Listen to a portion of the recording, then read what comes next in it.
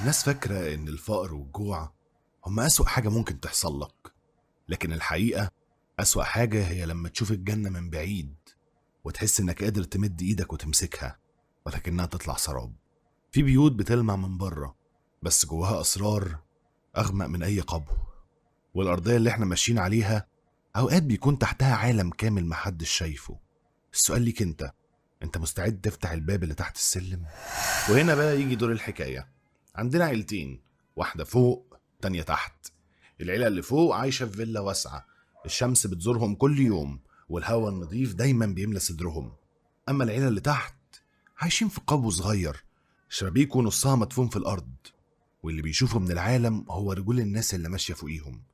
زي أي طفيلي، العيلة الفقيرة دي كانت مستنية اللحظة اللي تلاقي فيها عائل جديد تتشبث بيه.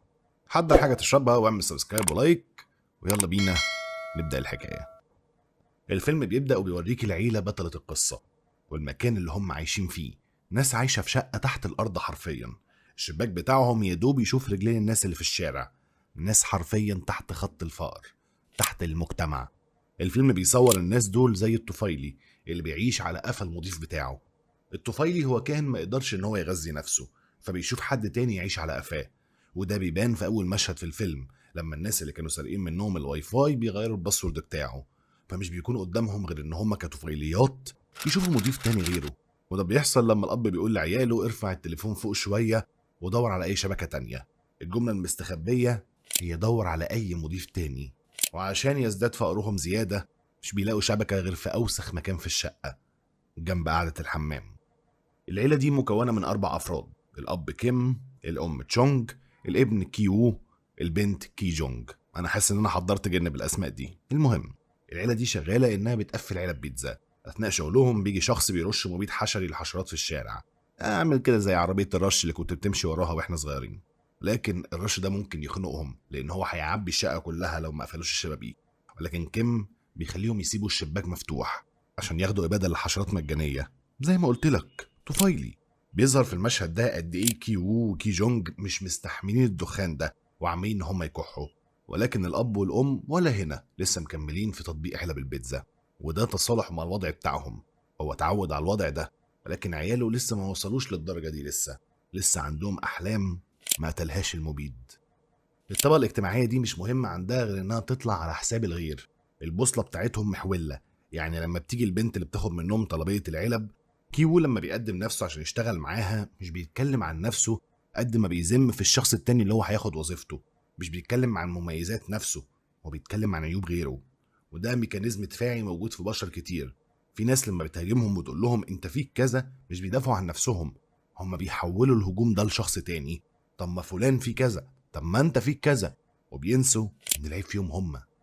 بنشوف صاحب كيم وول غني لما بيجي، وبيبان قد ايه حياة العيلة دي مستباحة. هو حتى مش بيخبط على الباب عشان يخش، هو بيخش كده عليهم على طول. وفي الجزئية دي بيظهر أهم رمزية في الفيلم. بيدي للعيلة هدية، صخرة جده بعتها. الصخرة دي جده بيقول إنها بتجلب الغنى أو بتجلب الثروة. الصخرة دي هتفضل معانا طول الفيلم، واللي هتبقى بتمثل حلم الثروة عند كيم وو. صاحب كيم وو بيجيب له شغلانة إن هو يدرس إنجليزي لبنت عائلة غنية، هنقول عليها عائلة بارك عشان محضرش عفريت تاني يعني. ولكن من هنا بيبدأ الطفيلي إن هو يلاقي المضيف بتاعه. كيم وو لقاها فرصة وبدأ إن هو يسحب عيلته واحد ورا التاني عشان يشتغلوا عند العيلة دي. أخته تعلم رسم لأخو البنت، ولكن ده من غير ما يعرف العيلة إنها أخته. بيستغل حاجة الأم المدرس الطفل إن هو يعلمه الرسم وكمان يعدل سلوكه. بيبدأ إن هو يلعب عليها ويعرفها إن هو يعرف بنت كويسة فيها مواصفات ما تترفضش. من بعدها لما بتجيلها بتبدأ إنها تلعب على الأم وإن ابنها محتاج علاج جلسات بالفن، وإن ده هيخلي أجرها عالي حبتين. ولكن طبعا مع ناس في المستوى الاجتماعي ده بالنسبة ليهم هو ولا حاجة. في نفس الوقت البنت اللي كان صاحب كيم وو موصيه عليها وقال له إن هو مش عايز يجيب حد غيره عشان ما يتحرش بيها، حبت كيم وو وبسته.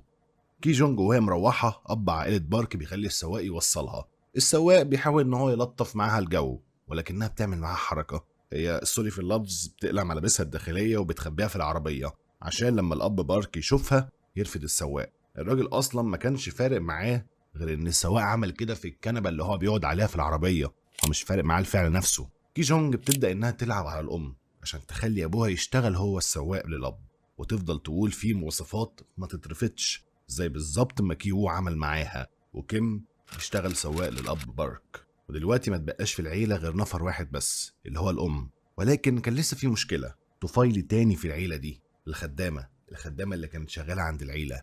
ما ينفعش يبقى في 2 طفيلي لنفس العائل. الخدامة دي أصلا عائلة بارك كانت واخدها مع البيت اللي اشتروه، وهي كانت شغالة عند الشخص اللي كان عايش في البيت ده قبل ما عائلة بارك تشتريه. ولما أخدوا البيت فضلت هي شغالة فيه عادي. إذن لازم اللي هم يلاقوا طريقة يخلصوا بيها من الخدامة دي.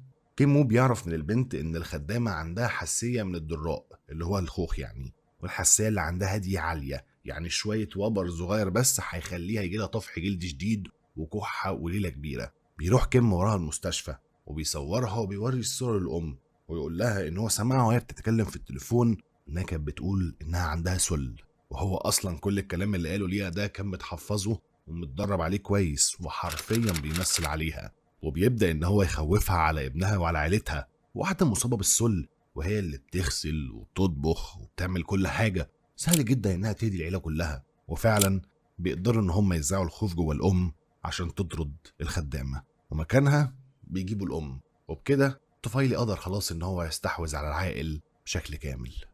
من الحاجات المهمة اللي لازم تاخد بالك منها في الفيلم ده هي الروائح. الفيلم بيركز عليها جدا، وده لما الطفل بيشم كيم وبعدها بيشم تشونج وبيلاقي إن الاتنين ريحتهم واحدة. وهنا هم بيقرروا إن هم يخلوا كل واحد فيهم يغسل هدومه بمسحوق غسيل مختلف، وكمان يستحمى بصابون مختلف. بس البنت كي جونج بتقول لهم مغزى الفيلم كله، المشكلة مش في المسحوق ولا في الصابون، الريحة دي سببها مش كل ده، سببها المكان اللي احنا عايشين فيه. لو عايزين الريحة دي تخرج مننا لازم ان احنا نعيش في مكان تاني. الرائحة هنا بترمز للطبقية. الطفل قدر ان هو يعرف ان هم كلهم من نفس الطبقة من بس ريحتهم، واللي السبب فيها هو الفقر. القبو اللي هم عايشين فيه، الفقر ساب فيهم بصمة وهم حلمهم ان هم يخرجوا منها. خليك فاكر الريحة دي كويس عشان هتبقى هي الفارق في الفيلم كله. بالمناسبة، قبل ما تشتم فيا وتقول ان انا عنصري طبقي راجعي جاي ضحباطي، انا مش بقول ان الفيلم بيذم في الناس الفقيرة دي، لا، الناس دي ضحية المجتمع. هو المخرج بيشبههم بالطفيليات، الكائنات اللي نشأت من سلبيات المجتمع وما كانش قدامها حل غير انها تعيش على الغير، تستبد منهم المنفعة، واصبحوا الطفيليات بيتغذوا على غيرهم. العائلة بتسيب البيت وبتروح رحلة، وهنا الطفيلي بياخد راحته في البيت. عمنا يحيى عزام قال قبل كده في فيديو ليه لما كان بيتكلم عن الفلوس، انت مش عايز يبقى معاك مليون جنيه، انت عايز تصرف مليون جنيه، انت عايز تعيش زي ما الناس دي عايشة، عايز تستولي على حياتهم. وده اللي بيحصل لما العيلة بتستولي على البيت في غياب عائلة بارك. وهنا بنشوف العيلة كلها قاعدة في مشهد بيفكرني بحاجة كده، ايوه بالظبط، لوحة العشاء الأخير، لأن ده فعلا كان العشاء الأخير بالنسبة ليهم. عشان هنا بيظهر الطفيلي القديم، الخدامة، واللي بيظهر إنها كانت مخبية كل ده جوزها في القبو بتاع البيت. هو عايش على منفعة العيلة دي، مش قلتلك طفيلي بيعيش على قفا غيره؟ هنا الخدامة بتصورهم وبتهددهم إنها هتبعت الفيديو لعائلة بارك وتفضحهم، ويبان زي ما قلتلك في أول الفيلم الطفيليات وهي بتحارب بعض على المضيف، بيحاربوا بعض على النجاة. وده اللي بيحصل بينهم معركة عشان ياخدوا منها الموبايل يمسحوا الفيديو، وفعلا بيقدروا يعملوا كده ويحبسوا الخدامة وجوزها في القبو. السؤال اللي ممكن تسأله هنا، ازاي كل السنين دي العيلة ما شافتش القبو؟ من شوية لما كلمتك عن الروايح قلتلك ان السبب فيها كان المكان اللي العيلة عايشة فيه اللي هو القبو، واللي بيرمز للفقر والطبقية. عائلة بارك دي عمرها ما هتبص لتحت، وده بيظهر لما بيرجعوا تاني البيت على غفلة بسبب ان الطقس وحش. كلهم ساعتها بيستخبوا تحت العفش، اللي بيستخبى تحت ترابيزة واللي تحت السرير. ولكن المشترك ان اي حد من عائلة بارك لو كان بس كلف نفسه وبص تحت كان قدر ان هو يشوفهم، ولكنهم عمرهم ما هيبصوا تحت، عمرهم ما هيبصوا للطبقة اللي تحتهم، هيفضل اللي تحت بيبص للي فوق، واللي فوق مش بيفكر حتى ان هو يرمي بعينه تحت يشوف فيه ايه. وده اللي بيفكرني بالجملة الخالدة لما ماري انطوانيت قالوا لها الشعب مش لاقي خبز، ردت بكل بساطة مفيش خبز ياكلوا كيك. هي نفس العقلية، مفيش حد في القمة بيفكر يبص لتحت ويشوف القاع ده عامل ازاي، وكل ما يشوفوا المشكلة بيشوفوها من منظورهم هم، مش من منظور اللي عايشها. اللي فوق بيشم ريحة اللي تحت لكن عمره بينزل يشوف مصدرها ايه. وبالمناسبة الجملة دي مفيش اثبات ان ماري انطوانيت قالتها، ولكن هي بتشرح معنى كبير يعني. عائلة بارك دي بقى بالظبط هم عاملين كده، عايشين فوق، مش بس فوق في الفيلا، لا، فوق في الطبقة الاجتماعية، فوق في الراحة، فوق في الأمان. ومش شايفين اللي بيحصل تحت رجليهم. بناخد بالنا هنا من حاجة، جوز الخدامة كان دايما بيخدم الأب بارك عن طريق الإنارة اللي على السلم.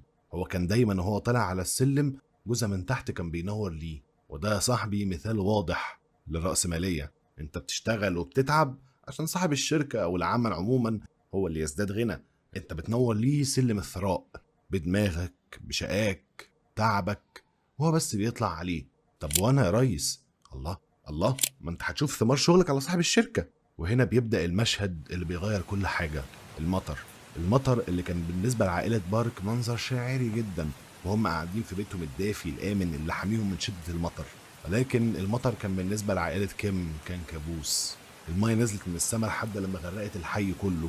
الشقة اللي أصلا نصها مدفون بقت كلها تحت المية. الحمام فاض، المجاري طفحت، الناس بتجري تشيل اللي تقدر عليه.